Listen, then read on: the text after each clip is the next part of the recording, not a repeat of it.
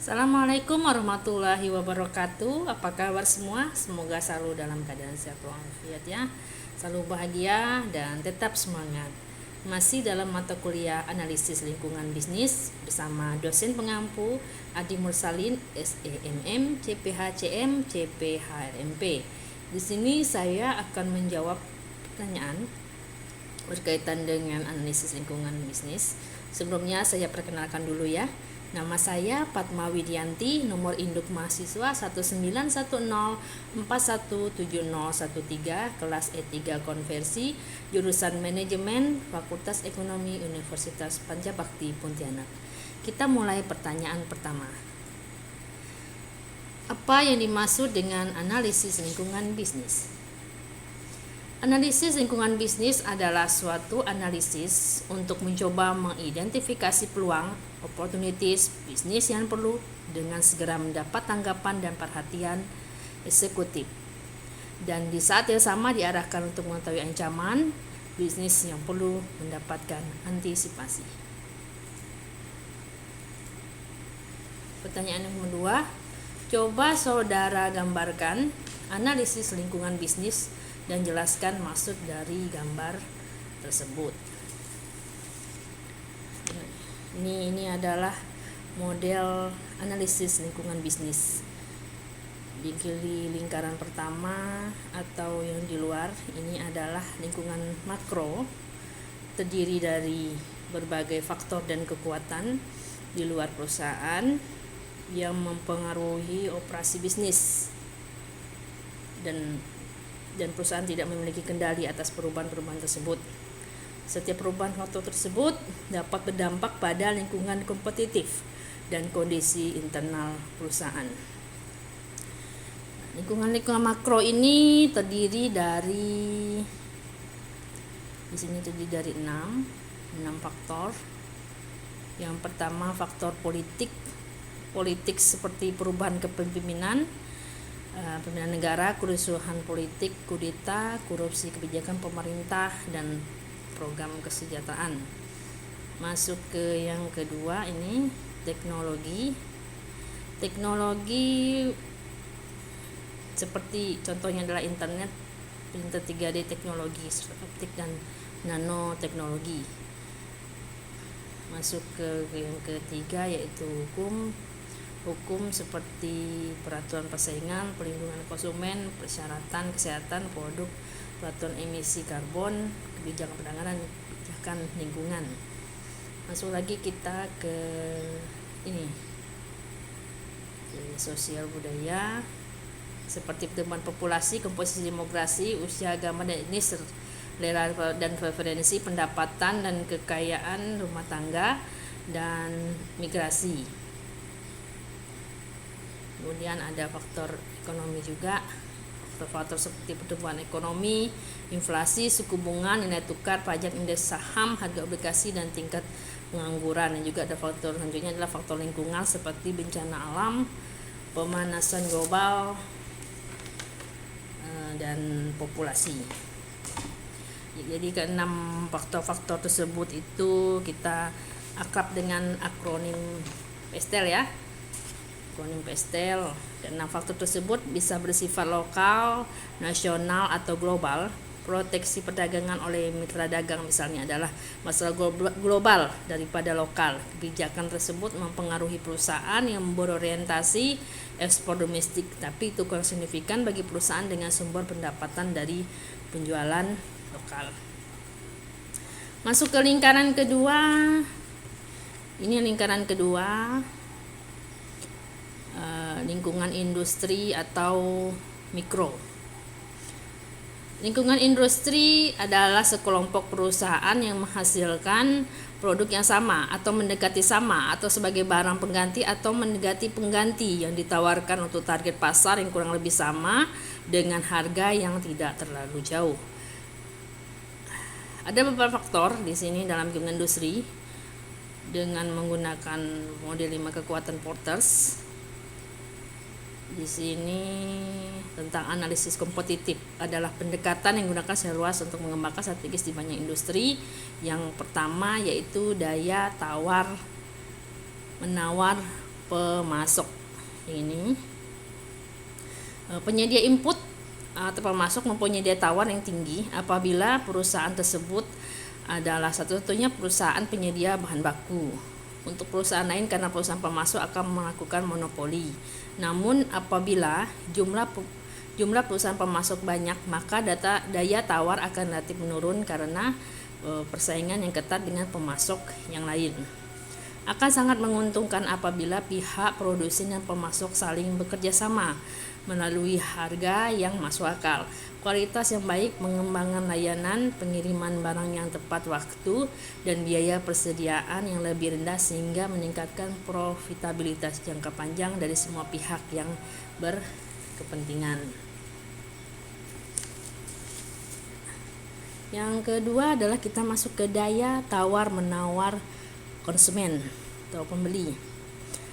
Perusahaan berupaya untuk menghasilkan laba melalui modal yang diinvestasikan, sementara konsumen ingin mendapatkan produk dengan harga yang serendah mungkin, di mana industri menghasilkan tingkat laba terendah yang dapat diterima dari modal yang dihasilkannya.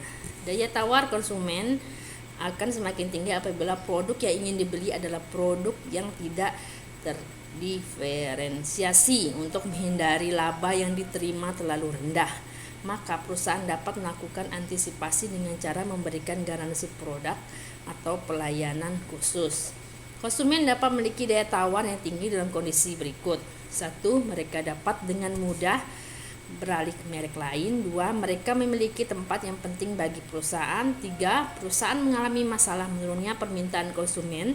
4. Mereka memiliki informasi tentang produk, harga, dan biaya perusahaan. Yang kelima, mereka memiliki kendali apa dan kapan mereka dapat membeli produk. Masuk ke selanjutnya, yaitu hambatan masuk. Jika satu industri mendapatkan tingkat pengembalian investasi yang lebih besar dari biaya modalnya, maka industri tersebut akan menjadi seperti magnet yang akan menarik perusahaan-perusahaan lain yang berada di luar industri tersebut. Efektivitas dari hambatan masuk dalam mencegah pendatang yang potensial amat bergantung pada sumber daya yang dimiliki oleh calon pendatang tersebut. Hambatan yang efektif untuk mencegah perusahaan baru masuk ke suatu industri, hambatan ini mungkin saja tidak efektif bila dipergunakan untuk mencegah perusahaan yang masuk ke industri tersebut karena ingin melakukan diversifikasi. Selanjutnya kita masuk ke persaingan, masih di kolom yang kedua, persaingan dalam industri. Persaingan di antara para pesaing dalam industri yang sama diidentifikasi sebagai variabel paling hebat dalam suatu analisis kekuatan dalam persaingan industri. Hal ini disebabkan karena keberhasilan perusahaan hanya akan tercapai apabila ia mampu menyusun keunggulan kompetitif atas strategi yang dijalankan perusahaan pesaing. Semakin tinggi persaingan antar perusahaan, maka tingkat profitabilitas industri akan semakin meningkat. Namun, profitabilitas perusahaan cenderung menurun. Dimensi persaingan ini dapat dilihat dari persaingan harga, kualitas, dan inovasi. Persaingan akan makin meningkat apabila konsumen dapat dengan mudah beralih merek. Ketika hambatan untuk meninggalkan pasar tinggi, tak kala biaya tetap tinggi, kala produk rusak, ketika permintaan konsumen menurun, sehingga pesaing memiliki kelebihan kapasitas serta keberagaman strategi yang diusung oleh para pesaing industri yang sama. Yang terakhir adalah ketersediaan barang substitusi. Ini kesediaan barang substitusi. Keuntungan dari suatu industri ditentukan juga oleh harga maksimum yang mau dibayarkan oleh konsumen. Tinggi atau rendahnya harga tersebut terutama bergantung pada ketersediaan dari barang substitusi.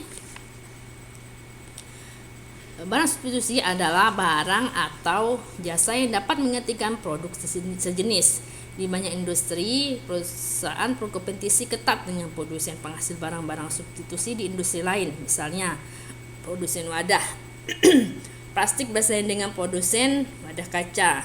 Secara umum, produk substitusi merupakan ancaman bagi perusahaan ketika konsumen menghadapi biaya perpindahan sedikit dan harga produk substitusi lebih rendah dengan kualitas dan kinerja yang sama ataupun lebih baik.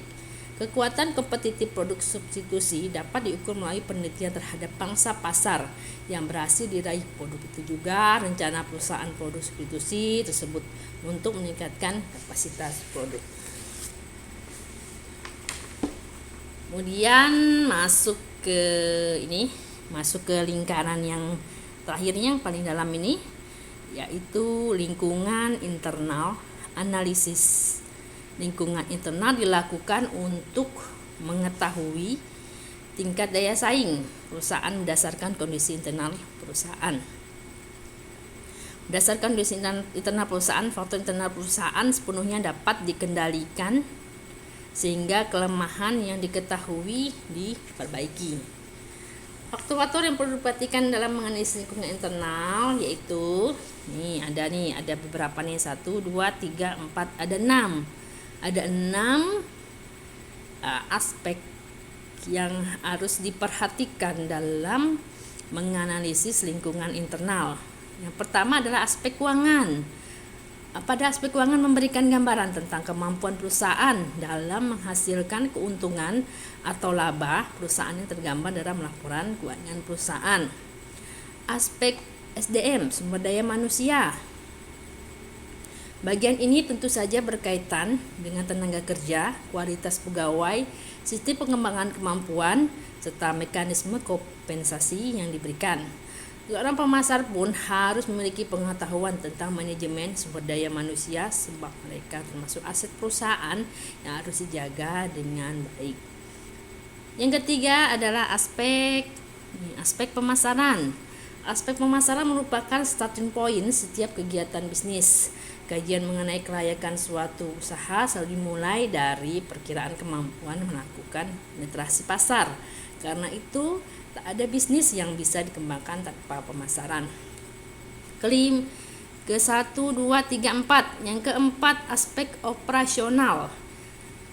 Aspek ini mencakup teknologi yang digunakan untuk produksi, kapasitas perusahaan dalam menghasilkan produknya, efisiensi internal, hingga kemampuan mengendalikan pemasok atau bahan baku. 5. Aspek informasi. Aspek informasi merupakan teknologi informasi adalah bagian dari sistem penunjang pengambilan keputusan manajemen dalam berbagai hal. Yang keenam adalah yang terakhir ini adalah aspek manajemen. Aspek manajemen mutu dilaksanakan dalam menjaga kualitas kerja dan produk sehingga tetap memenuhi standar yang diinginkan. Perusahaan yang memiliki kemampuan yang lebih besar untuk mempengaruhi lingkungan bisnis akan berupaya merealisasikan agar dapat menghasilkan keuntungan atau return di atas rata-rata industri. Pertanyaan nomor 3, jelaskan apa yang dimaksud dengan strategi pasar dan strategi bukan pasar. Strategi pasar adalah strategi yang digunakan oleh perusahaan produsen barang atau jasa secara berkesinambungan untuk memenangkan persaingan pasar secara berkesinambungan. Sedangkan strategi bukan pasar adalah aspek sosial politik dan berbagai peraturan pemerintah yang memberikan tekanan terhadap strategi perusahaan. Demikian jawaban dari saya, semoga bermanfaat. Terima kasih untuk semua telah menonton video saya. Wassalam.